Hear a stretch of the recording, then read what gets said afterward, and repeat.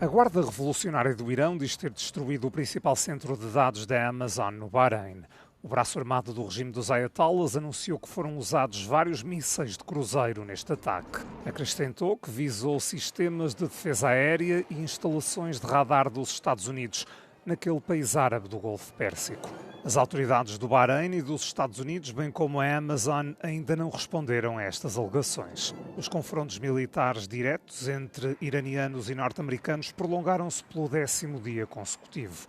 Isto apesar de estar em vigor um frágil cessar-fogo e dos esforços diplomáticos. Nos últimos dias, as forças de Teherão atingiram a Jordânia, onde os Estados Unidos mantêm uma forte presença militar, e mataram 3 norte-americanos. Donald Trump prometeu fazer com que o Irão pague muitas mais vezes pela morte destes soldados. Washington continua a atacar instalações e alvos militares iranianos. Uma das últimas investidas foi contra a central nuclear de Dar-Hovain. A Agência Internacional de Energia Atómica afirmou estar a analisar relatos do ataque, mas ainda não deu a conhecer qualquer avaliação independente. 2 turistas ficaram feridos na manhã de terça-feira na sequência de um ataque com facas junto à entrada do sítio arqueológico da Acrópole, um dos locais mais visitados de Atenas. Segundo a polícia helénica, o incidente ocorreu cerca das 8 da manhã, hora local, quando um homem atacou um casal de turistas greco-americanos. A mulher sofreu um ferimento ligeiro num braço, enquanto o homem ficou ferido com maior gravidade numa perna. Agentes da unidade motorizada chegaram rapidamente ao local e prestaram os primeiros cuidados, fazendo um penso compressivo para estancar a hemorragia. As vítimas foram depois assistidas por uma equipa de emergência e transportadas para o hospital. Pouco antes do ataque, a linha de emergência da polícia tinha recebido um alerta para um homem armado com uma faca que ameaçava transeuntes na entrada sul da Acrópole, em frente ao museu.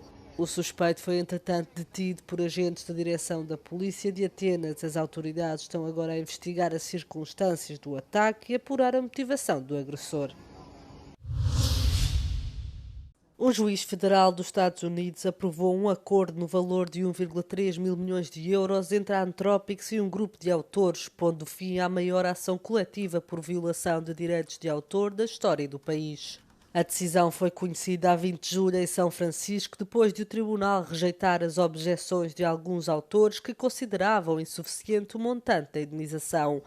O acordo, apresentado pela primeira vez em setembro do ano passado, encerra uma ação coletiva intentada em agosto de 2024. Os autores acusavam a Anthropic de recorrer a livros pirateados para treinar o chatbot de inteligência artificial Claude. Nos termos do acordo, autores e editoras vão receber cada um $3 mil no âmbito de um universo estimado de 500 mil obras abrangidas. O processo teve origem numa decisão judicial de junho de 2025 que concluiu que o treino do Claude com livros adquiridos legalmente podia ser considerado uso legítimo. Já o armazenamento de milhões de livros pirateados numa biblioteca central foi considerado uma violação dos direitos de autor. Sem filas, sem esperas, sem funcionários. É assim que funciona esta parafarmácia em Lisboa, a primeira totalmente autónoma na Europa. A jornada do consumidor nesta parafarmácia começa à porta. É aqui que é apresentado um meio de pagamento do qual será debitado o valor final gasto no interior do estabelecimento. Um cartão de débito ou crédito é a chave para entrar no local. Fechar a porta é validá-lo de forma a poder fazer compras no interior. A experiência de consumo é individual e do critério de cada cliente. Pode ter uma experiência de compra rápida, de entrar, pegar no que precisa e sair em menos de 1 minuto. Não tem filas, não tem caixas, não tem nada que dificulte a sua jornada na loja. Ou pode vir e verificar e ler os ingredientes de 30 produtos, estar aqui meia hora a escolher antes de levar. É um bocadinho dar ao consumidor a opção. Depois de entrar, procurar, escolher e levar. Resta a última fase, terminar a compra. O último passo desta jornada consiste então em confirmar os produtos que vamos adquirir e finalizar a compra. Tudo isto é possível graças a uma tecnologia combinada de câmaras e sensores de peso e movimento que acompanham os passos do consumidor e os produtos em loja.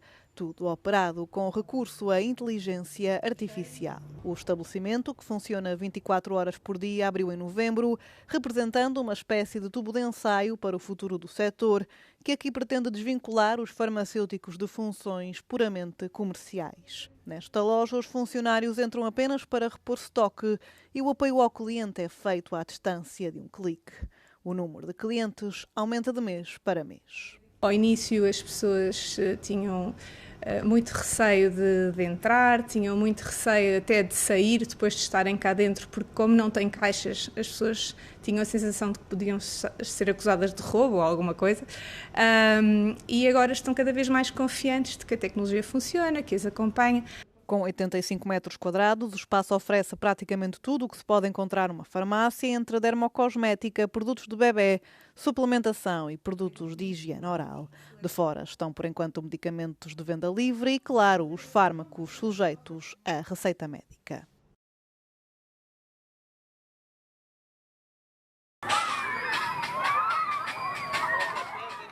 Por estes dias, no Uzbequistão, ficar encharcado de água não incomoda.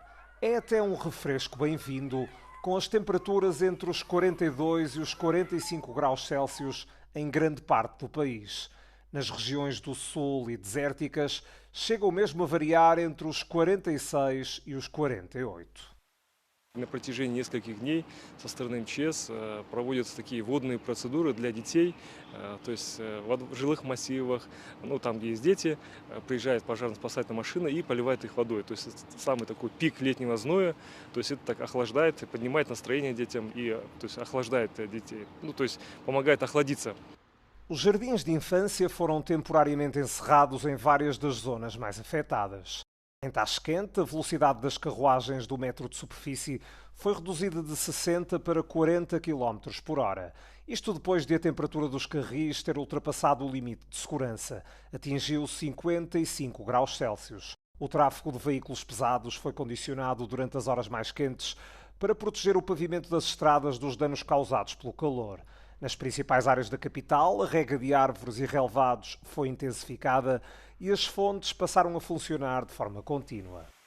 Мы приехали к вам на текстильную выставку и попали в неожиданно аномальную погоду. У нас в стране тоже очень жарко, но здесь немного жарче, на несколько градусов. Это очень сильно ощущается. Os residentes também adaptaram as rotinas diárias a estas condições. بکلشکده سولاد خوب چی آپس ترباس خون دهان دینی که خوب جدا مزدیق مستند رو بیابس اساسا میوه یلیابت. As autoridades têm pedido aos cidadãos para se manterem hidratados e usarem roupa de algodão de cores claras. Os bombeiros e serviços de emergência estão a operar 24 horas por dia em sítios de grande afluência. Forecasters say temperatures are expected to ease in the coming days, bringing some relief after a prolonged spell of extreme heat. Dilbar Primva, Euronews, Tashkent. A construção e a renovação sustentáveis estão a ser exploradas em Paris como uma potencial solução para o aumento das temperaturas nas cidades europeias. Em junho, uma onda de calor extraordinária atingiu a Europa, batendo recordes de temperatura. Só em França, o fenómeno provocou mais de 2.000 mortes em excesso, segundo as autoridades do país. A construção de edifícios e a sua ocupação representam cerca de 35% das emissões de gases com efeito de estufa na União Europeia, de acordo com a Agência Europeia do Ambiente. Em Paris, o arquiteto Adrien Paulin explica por que razão a construção sustentável gera menos emissões. L'éco-construction a l'avantage d'être décarbonée, c'est-à-dire qu'elle emmagasine beaucoup moins d'énergie dans ses techniques, dans sa fabrication, dans les matériaux également. Il demande moins de transport, moins de transformation, et donc effectivement, ça permet de répondre notamment aux engagements pris pour l'accord de Paris. A agência afirma que os edifícios representam 42% do consumo de energia no bloco, grande parte destinada ao aquecimento e à refrigeração, tornando a concessão dos edifícios fundamental para a poupança energética. O exemplo disto é uma biblioteca construída em 2025 nos arredores de Paris, que permaneceu aberta durante a onda de calor de junho sem ar-condicionado. A diretora da biblioteca, Simone Weil, descreveu as condições no interior do edifício durante todo o fenómeno. Alors, jusqu'à 35-36 degrés à l'extérieur, nous avons réussi à maintenir une température interne à 23,5 degrés, 25,5 degrés.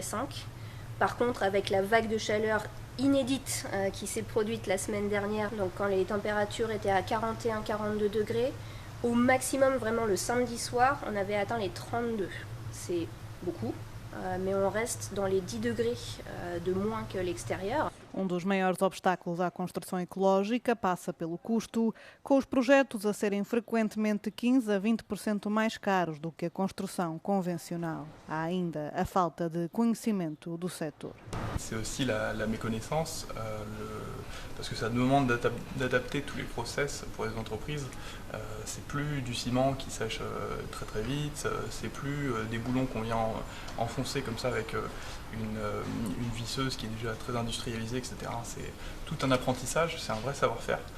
O vice-presidente da Câmara de Paris, responsável pela pasta da habitação, afirma que a cidade tem utilizado apenas isolamento de base biológica nas renovações de edifícios públicos desde 2020. Proprietários de segundas habitações continuam a ser um obstáculo. Parce qu'il y a près de 30% des logements privés qui sont des logements vacants ou des résidences secondaires.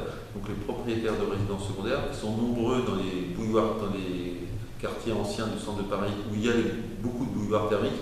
Comme ils n'habitent pas là, ils votent contre les travaux. Baudry sugere reduzir os impostos sobre materiais de construção ecológicos, como madeira, palha ou produtos à base de terra, para minimizar os custos deste tipo de construção. A União Europeia tem como objetivo edifícios com emissões zero até 2050, mas segundo o Bloco, 75% do parque imobiliário europeu continua a ser energeticamente ineficiente.